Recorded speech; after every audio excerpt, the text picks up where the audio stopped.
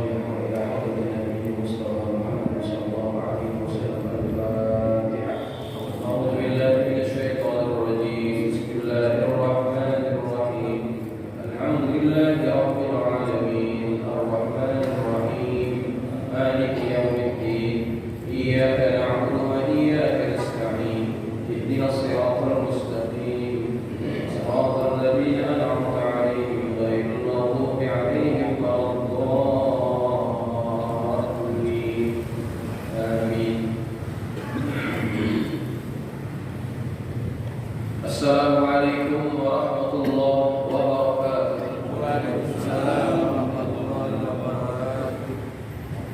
Alhamdulillahi rabbil alamin wa bihi nasta'inu ala umuri dunya waddin. Wassalatu wassalamu ala asyrafil mursalin sayyidina wa maulana Muhammadin wa ala alihi wa ashabihi ajma'in. Subhanaka la ilma lana illa ma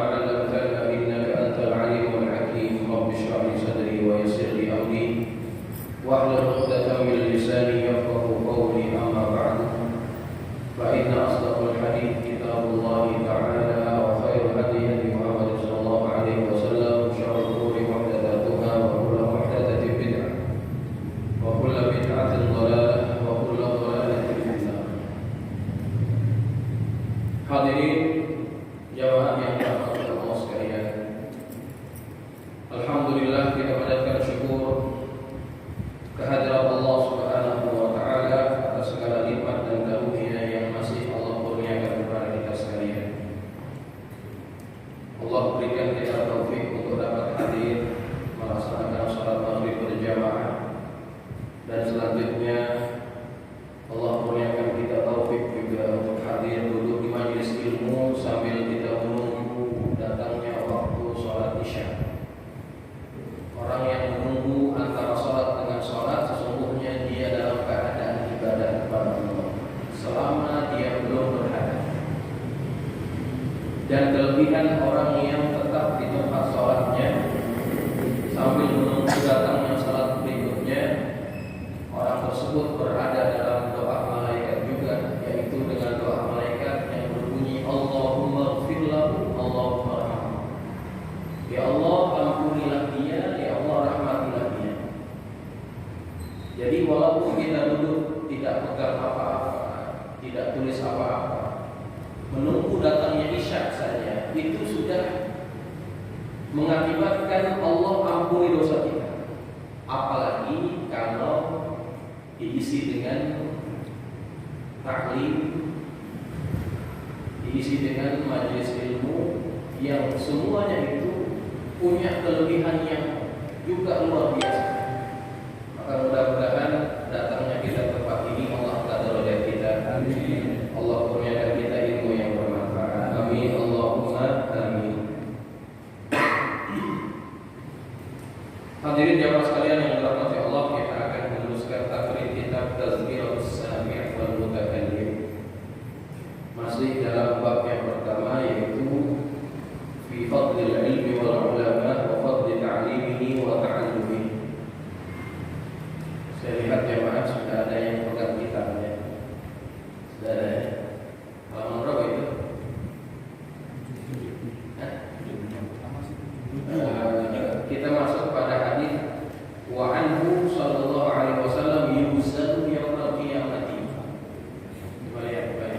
Yuzanu yaumal qiyamah.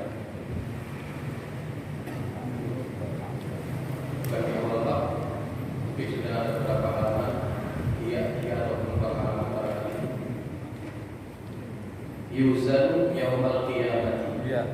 Halaman 12. Halaman 12. Yang pegang kita halaman 12. Bismillahirrahmanirrahim. Qala Syekhul Musannif rahimahullahu taala wa ghafara lahu wa liwalidayhi wa limasyayikhihi wa nafa'ana bihi wa bi'ulumihi fid dharain amin. Wa anhu sallallahu alaihi wasallam, dan dari Nabi sallallahu alaihi wasallam, yuzanu yaumal qiyamati midadul ulama'i wa damu syuhada. Akan ditimbang pada hari kiamat tinta para ulama dan darahnya para syuhada. Qala ba'duhum, sebahagian ulama berkata mengomentari hadis ini, hadza ma'a anna a'la mali syahidi lahu wa adna malil alimi nidaduhu. Hadis ini membawa maksud bahwasannya perkara yang paling tinggi bagi seorang yang mati syahid itu adalah, yang paling berharga bagi seorang yang mati syahid itu adalah darahnya. Sedangkan perkara yang paling rendah bagi seorang yang alim itu adalah tinta yang dia gunakan untuk menuliskan kitab. Baik, kita akan ulas dari sini. Hadis ini dikeluarkan oleh banyak ulama dalam kitab mereka, diantaranya oleh Al-Imam Ibnu Abdul Bar. Beliau menunjukkan hadis ini juga dalam kitabnya. Tetapi hadis ini bukan hadis yang sahih. Hadis ini bukan hadis yang sahih. Bahkan sanadnya juga agak bermasalah, ya. Di dalam rantai riwayatnya itu ada satu perawi yang dianggap memiliki kecacatan yang agak berat, sehingga hadis ini ada yang mengatakannya hadis maudhu'. Di antara yang memasukkan itu dalam hadis maudhu' adalah Al-Imam Tirmidzi. Tapi penilaian hadis beliau itu memang dikritisi juga oleh para ulama, karena beliau terlalu mudah menganggap palsu sebuah hadis, padahal hadis itu belum sampai tahap maudhu'. Hadis ini paling tidak hadisnya adalah syadidud dha'fi, sangat lemah memang, ya.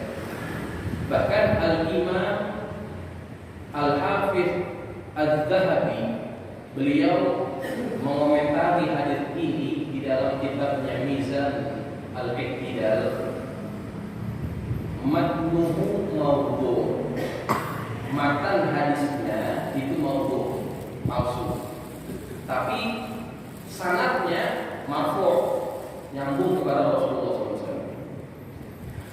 Nah, kenapa ini dianggap oleh Imam Az-Zahabi hadisnya, matannya maudhu'? Kenapa? Karena membandingkan sesuatu yang sebetulnya tidak pernah diucapkan oleh Nabi, sebetulnya kalimat ini. Orang yang mati syahid itu ada maziyahnya, ada kelebihannya, dan banyak hadis yang menceritakan kelebihan orang yang mati syahid. Ya. Di antaranya apa kelebihan orang yang mati syahid? Orang yang mati syahid, dia tidak akan merasakan sakaratul maut seperti orang kebanyakan. Sakaratul maut yang dia rasakan, orang yang mati syahid rasakan itu seperti tertusuk jarum, itu saja. Makanya orang yang mati syahid itu dalam satu hadis, ketika mereka berada di alam akhirat, hidup dalam kenikmatan yang luar biasa yang mereka dapatkan karena mereka mati syahid, dan mereka tidak merasakan sakaratul maut, mereka kepingin balik lagi ke dunia, berperang lagi, mati lagi. Kenapa? Matinya nggak sakit, sakaratul mautnya nggak sakit, nikmatnya luar biasa. Nah itu maziyah yang dimiliki oleh orang yang mati syahid. Kemudian apa lagi? Orang yang mati syahid aman daripada soalan kubur, nggak perlu ditanya, langsung lolos. Belum nikmat-nikmat yang lainnya, ya, yang Allah berikan nikmat kepada mereka walaupun mereka sudah dalam keadaan meninggal. Jadi orang yang mati syahid itu memang punya kelebihan. Nah, sedangkan ulama sendiri itu tidak memiliki kelebihan seperti orang yang mati syahid. Ya, orang yang mati dalam keadaan dia berilmu, dia tetap merasakan yang namanya sakaratul maut. Ada, mereka merasakan sakaratul maut. Kemudian mereka juga akan menjalani soalan munkar dan nakir dalam kuburnya. Ya, nah itu mereka tidak miliki. Artinya ada perbedaan antara ulama dengan orang yang mati syahid. Maka ketika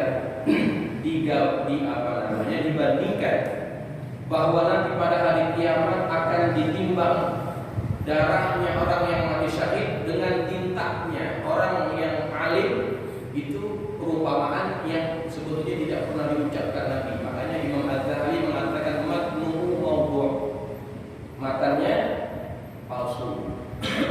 Ya. Tetapi kalau kita bahas lagi hadis ini, sebetulnya kita masih bisa memanfaatkan hadis ini untuk menunjukkan bahwa ada kelebihan yang dimiliki oleh para ulama. Makanya dimasukkan oleh pengarang kitab ini di dalam kitabnya, dan juga oleh Ibnu Abdul Bar dalam kitabnya. Apa itu kelebihannya? Apa itu pembahasannya? Orang yang mati syahid itu mati syahid karena apa? Orang yang mati syahid itu karena apa biasanya? Perang. Perangnya ngapain? Membela agama. Ya kan? Orang yang mati syahid itu motivasinya cuma satu, membela agama. Biar agama ini bisa tersebar, ya kan? Bisa tersebar. Sebetulnya pada poin ini ulama juga memiliki peran yang sama, betul tidak? Ulama juga punya peran, yaitu berdakwah, menyampaikan agama. Kalau mereka orang yang mati syahid, mereka mempertaruhkan harta dan jiwa raganya untuk membela agama. Ulama juga seperti itu sebetulnya. Mereka memberikan semua apa yang mereka punya untuk menyebarkan agama. Bahkan yang paling ampuh dalam menyebarkan agama itu adalah dengan tinta. Ya, dengan apa? Tinta, kitab, ilmu itu yang paling efektif sebetulnya. Orang kalau dalam peperangan itu keadaannya cuma tiga.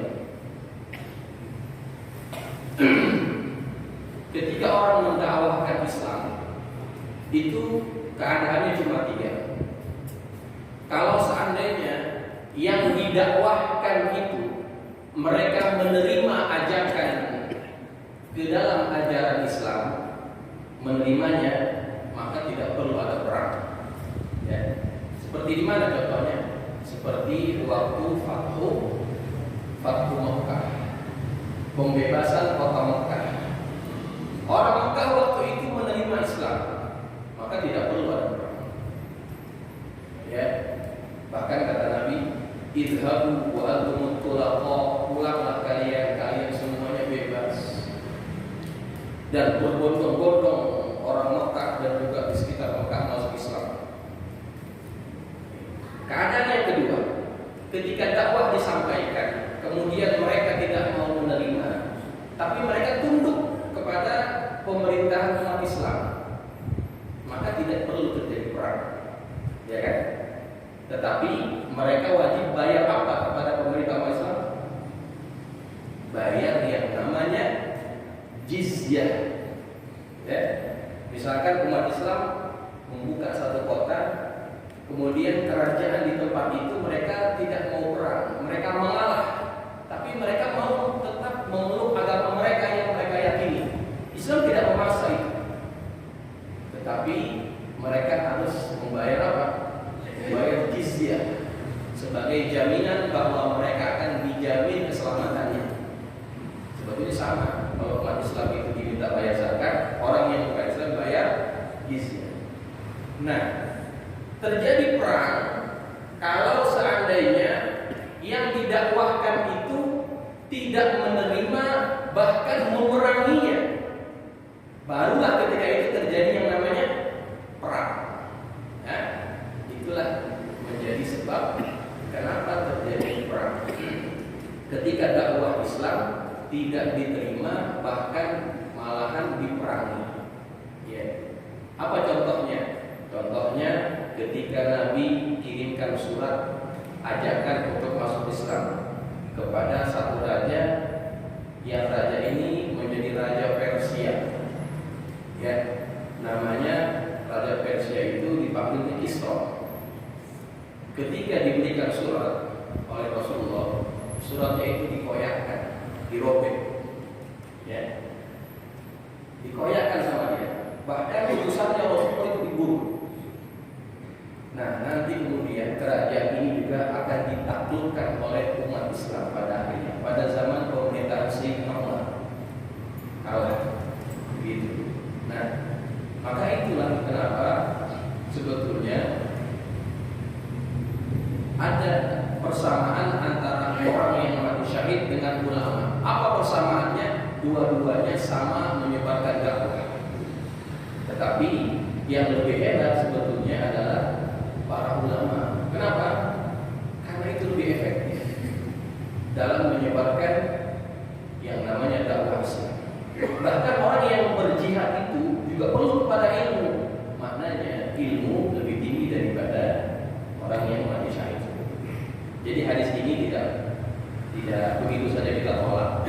Perlu kita takwilkan sehingga maknanya tidak jadi salah. Ya, baik. Jemaah sekalian yang dirahmati Allah.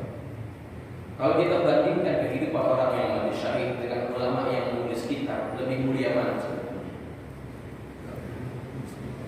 Contoh ya, orang yang mati syahid kan banyak, dalam riwayat itu banyak sudah. Ketika mereka mati, amalnya ada yang mengalir tidak? Amal ibadah nggak ada lagi kan? Kalau ulama, orangnya sudah mati, pahalanya tetap mengalir kepadanya. Dari apa?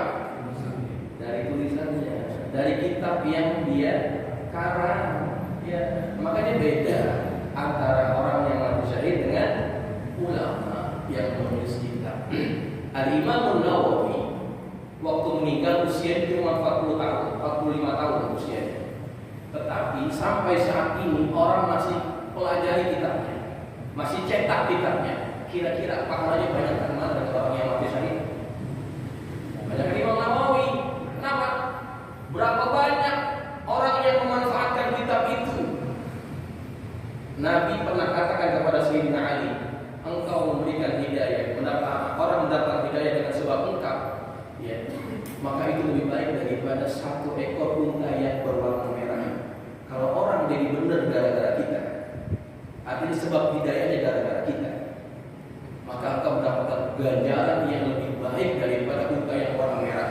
Unta yang warna merah waktu itu adalah harta yang paling mahal. Kalau kita bilang mas sekarang itu mobilnya Jaguar gitu ya. Bayangkan kalau satu orang begitu ganjarannya, bagaimana dengan Imam Nawawi yang banyak orang dapat manfaat daripada kitab yang dia tulis? Maka tidak bisa dibandingkan ganjaran orang yang mati syahid dengan ulama. Lebih tinggi sebetulnya para ulama pada bagian-bagian tertentu, ya, pada bagian-bagian tertentu. Baik jemaah dirahmati Allah sekalian. Wa anhu sallallahu alaihi wasallam, dari Nabi kita Muhammad sallallahu alaihi wasallam, yu'abbidallahu bi syai'in afdalu min fiqhin fi dinin wala faqihun wahidun asyaddu 'ala syaitani min alfi 'abidin. Tidaklah Allah itu disembah dengan sesuatu yang lebih afdal daripada kefahaman dalam agama. Dan seorang yang faqih itu lebih berat dihadapi oleh syaitan daripada 1000 ahli ibadah. Ya, ini kata baginda Rasulullah sallallahu alaihi wasallam. Diriwayatkan juga oleh Imam Al-Tabrani dan Imam Ad-Darqutni. Tidaklah Allah itu disembah dengan sesuatu yang lebih afdal daripada kefahaman orang yang paham tentang agamanya. Kenapa? Karena orang yang beramal, orang yang menyembah Allah didasari dengan kefahaman agama, itu nilainya jauh berbeda dengan orang yang menyembah tanpa didasari oleh agamanya. Imam Ibnu Ruslan menyebutkan itu kan dalam kitabnya. Fakullu man bi ghairi ilmin ya'malu a'maluhu mardudatun la tuqbal. Orang yang beramal tanpa ilmu, maka amalannya itu tidak akan diterima Allah. Mardudatun la tuqbal, tidak akan diterima Allah. Maka orang kalau beribadah kepada Allah didasari dengan kefahaman dengan agamanya, itu beda nilainya. Beda nilainya dengan orang yang tidak didasari oleh agamanya. Wala faqihun wahidun, satu orang yang faqih, yang paham dengan agama, itu lebih berat dihadapi oleh syaitan daripada 1000 orang ahli ibadah. Kenapa faqih susah digoda? Karena dia tahu seluk-beluknya tipu daya syaitan. Bagaimana cara menyelamatkan amal ibadahnya biar jangan sampai hangus. Kalau orang yang tidak faqih, maka gampang digoda. Ya. Godaan syaitan itu luar biasa berat. Ketika sebelum beramal kita digoda. Untuk apa? Supaya jangan beramal. Ya. Dia kan mau ngaji kan nggak semuanya ini gampang datang ke sini kan. Perlu mujahadah, perlu ada usaha. Ada yang ngajak-ngajakin kita nggak usah datang. Nggak nonton. Kan berarti digoda oleh siapa? Syaitan. Pertama, syaitan menggoda biar tidak beramal. Ketika orang mengalahkan godaan pertama ini, dia beramal juga. Apakah syaitan berhenti menggoda? Enggak, syaitan nggak berhenti goda. Ada lagi step berikutnya. Oke, nggak apa-apa kamu beramal. Kemudian ketika dia sudah beramal, digodain lagi. Apa godaan yang berikutnya? Digoda biar dia riya dengan amalannya. Ya, digoda biar dia riya dengan amalannya. Bikin yang cakep ibadahnya, ngaji yang benar. Kalau perlu suaranya kencengin, gitu. Biar orang apa? Biar orang dengar. Nanti orang puji. Gitu. Itu namanya riya, pamer, nunjuk-nunjuk apa yang dia lakukan. Gitu. Kalau dia gagal pada tahap itu, amalnya batal, amalnya tidak ada nilai. Ya. Kalau orang yang faqih, dia akan selamat. Bahwa dia beramal bukan karena yang lain, tetapi hanya karena Allah. Wa ma umiru illa liya'budullaha mukhlishina lahu-d-din.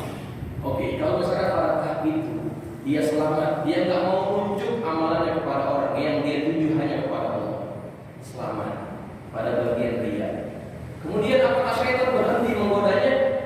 Tidak, ada lagi step berikutnya. Ya udah, gak usah pakai tunjuk-tunjukin orang. Amal kamu memang paling bagus. Emang di kampung ini cuma kamu doang sama sebagian dalam yang amalnya kayak gini. Dibisikkan dalam hati. Dia nggak tunjukin ke orang, tapi dibisikkan dalam hati orang yang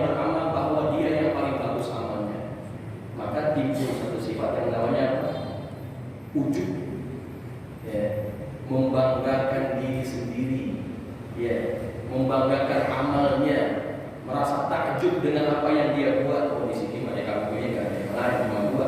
Kemudian nggak ngomong aja, dalam hati dia ngomong, gitu. Nah ini orang gua mah habis beres urusan. Ini orang kalau gagal pada tahap itu, amalnya juga akan bernilai. Nah kalau cuma orang hanya sekedar beramal tanpa dilandasi oleh kefahaman dengan agamanya, maka itu bagi setan gampang dikalahi, ya, gampang dikalahi.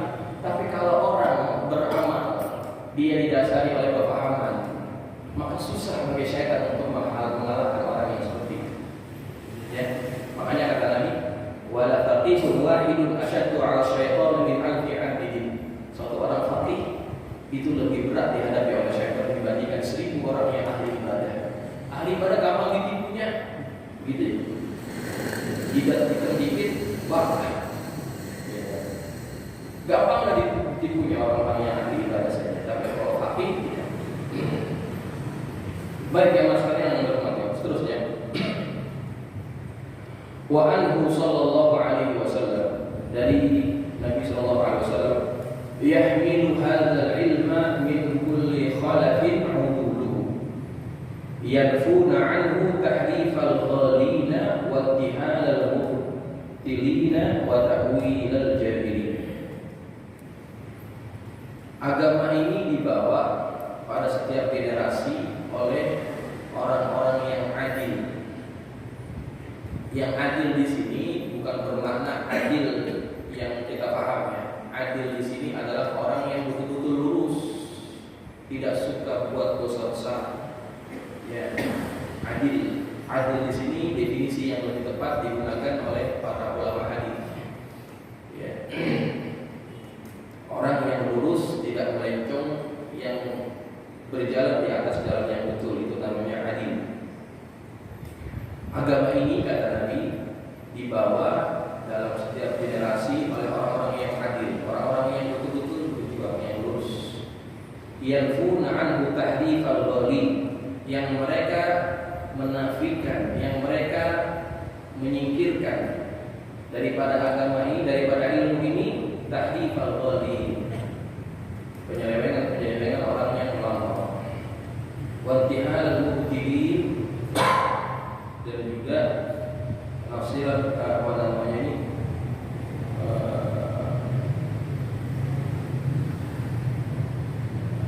perbuatan orang yang batil, wa ta'wilal jahilin, dan juga takwilan daripada orang-orang yang bodoh.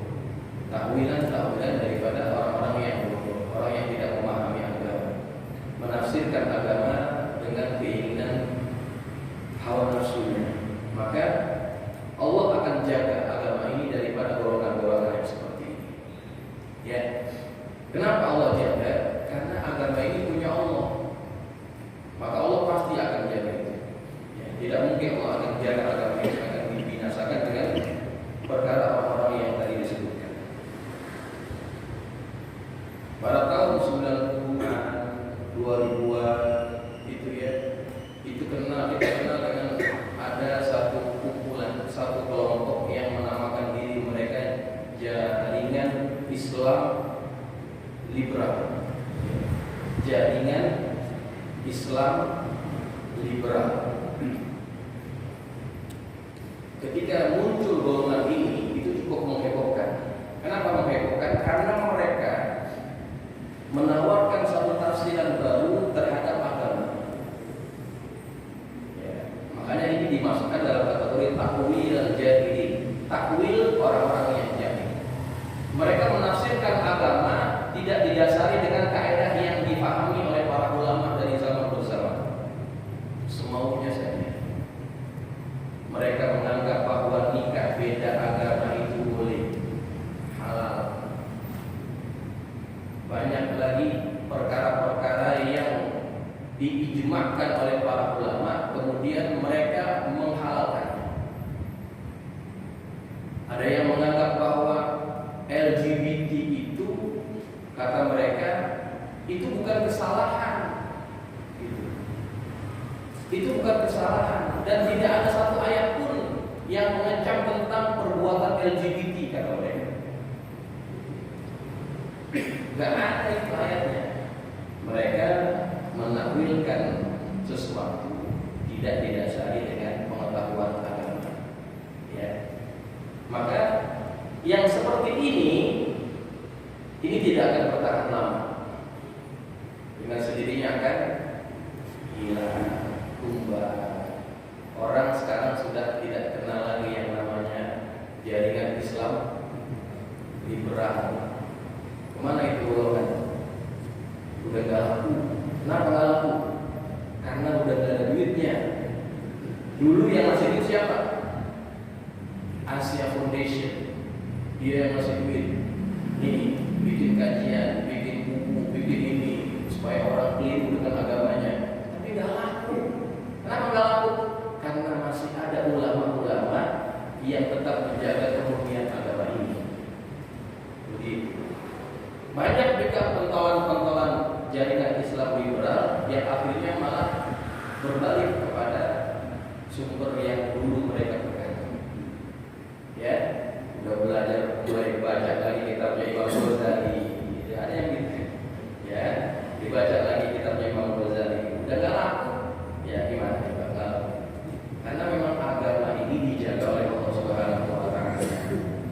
Orang-orang seperti Buya Yahya, orang-orang seperti Gus Baha, itu orang-orang yang memang dipilih oleh Allah untuk menjaga agama ya, daripada golongan-golongan yang seperti ini.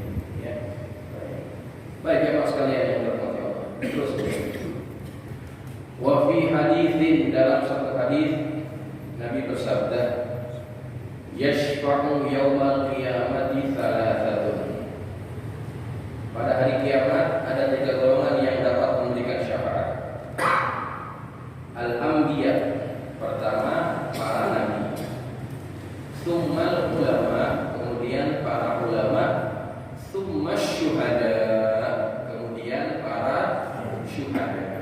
Apakah cuma ada 3? Gak ada yang lain? Tidak. Bukan hanya 3, cuma kebetulan dalam hadis ini yang disebutkan 3 ini. Ya, banyak pihak-pihak lain yang dapat memberikan syafaat kepada orang lain nanti pada hari kiamat. Yang pertama, para nabi, mereka memang diberikan izin oleh Allah untuk memberikan syafaat kepada umatnya paling tidak. Tapi sebelum para nabi ini memberikan syafaat, mereka menyerahkan kepada Nabi kita Muhammad SAW. Kan dalam dalam kitab Maulid kan diceritakan itu. Mereka datang kepada Nabi Adam angkat tangan. Nabi Nuh didatangi, angkat tangan. Nabi Ibrahim angkat tangan. Kemudian yang terakhir Nabi Isa jauh datangi kepada Muhammad. Ya. Datangi kepada Nabi kita Muhammad SAW. Maka setelah Nabi Muhammad diberikan izin untuk memberikan syafaat, setelah itu baru kemudian nabi-nabi yang lain pun diberikan izin oleh Allah Subhanahu wa Ta'ala untuk memberikan syafaat kepada para umatnya. Satu ketika Abu Hurairah pernah bertanya kepada Rasulullah SAW, ya Rasulullah, man as'adun nasi bi syafa'atika yawmal qiyamah. Wahai Rasulullah, siapakah orang yang paling berbahagia dengan syafaatmu pada hari kiamat? Maka Nabi bersabda, laqad zamantu ya Abu Hurairah an la yas'aluni an hadzal hadits ahadun awwal minka. Kata Nabi, aku sudah menyangka, wahai Abu Hurairah, tidak ada orang yang akan tanya tentang perkara ini melainkan engkau.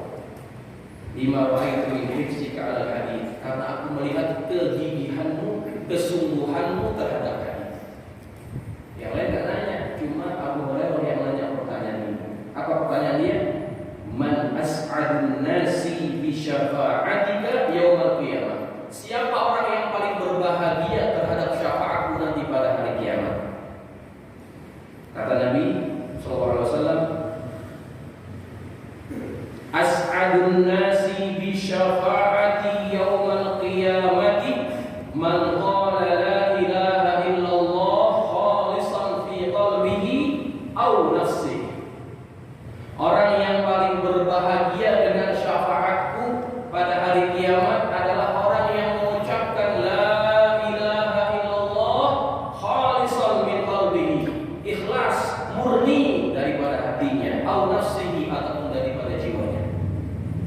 Inilah orang yang paling berbahagia. Orang yang senantiasa ucapkan kalimat tauhid la ilaha illallah. Maka kalimat ini bukan kalimat yang biasa-biasa.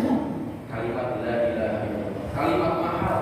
Seandainya kita hidup 70 tahun dalam kekafiran, tetapi di akhir hayat kita mengucapkan kalimat ini, kemana kita akan pulang? Ke surga ya Allah. Kenapa? Mahalnya kalimat ini tidak ada tandingannya. Allah ciptakan surga karena kalimat la ilaha illallah. Allah ciptakan neraka juga karena kalimat la ilaha illallah.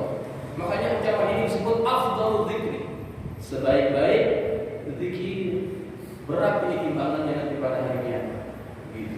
Dan orang yang paling berbahagia pada hari kiamat terhadap syafaat Nabi, ini orang yang mengucapkan kalimat. Makanya guru kita Abdullah Syafi'i, yang dia mengikuti gurunya Al-Habib Ali bin Abdurrahman Al-Habsyi kita, selalu mengakhiri majlisnya dengan apa? Mengajak jemaah mengucapkan kalimat itu, la ilaha illallah. Ya, diucapkan. Maka orang yang biasa hidup dengan kalimat ini, Allah juga akan matikan dalam kalimat ini. Kan diceritakan itu dalam manaqibnya Al-Habib Ali kita. Dia kan sakit lama, kemudian menjelang hari wafatnya hari Ahad. Beliau tanya, jamaah sudah pada datang? Sudah. Kemudian dia mimpin jamaahnya mengucapkan kalimat la ilaha illallah. Biasanya siapa yang diajari kalimat itu? Orang yang hidup atau orang yang mati, atau orang yang mau mati biasanya? Orang yang mau mati kan yang diajarin. Ini yang ngajarin siapa? Orang yang mau mati yang ngajarin orang yang hidup. Siapa itu? Al-Habib Ali bin Abdurrahman Al-Habsyi. Dia ngajarin kalimat itu kepada para jamaah.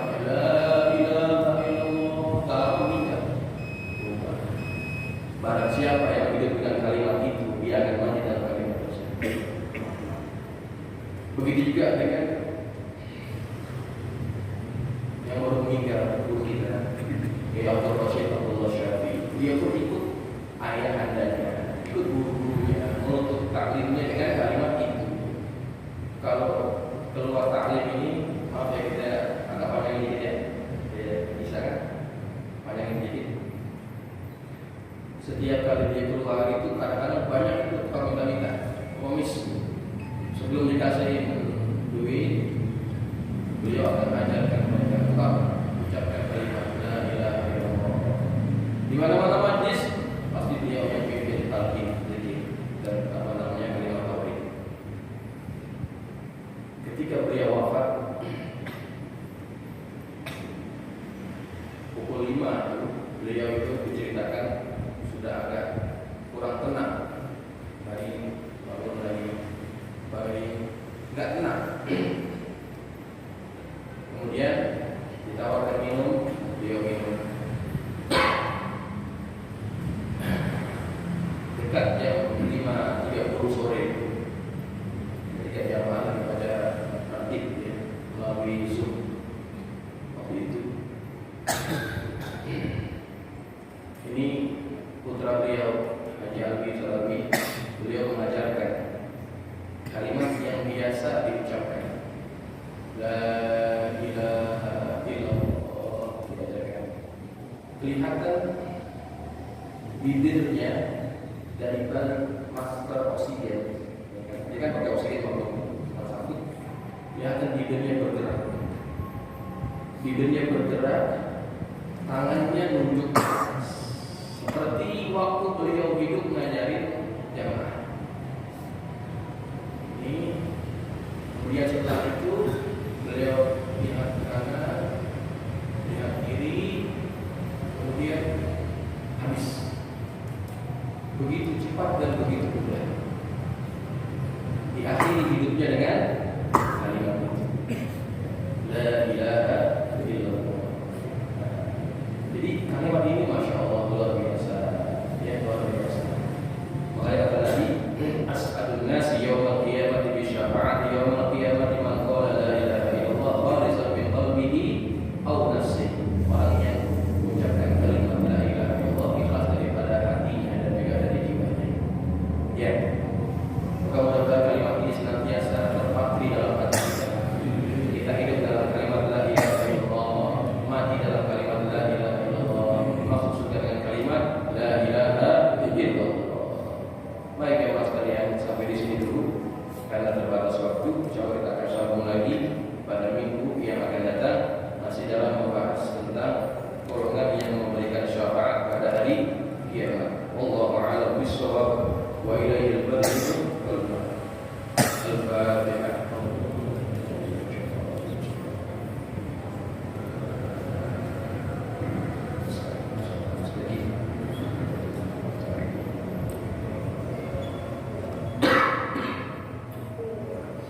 Bismillahirrahmanirrahim.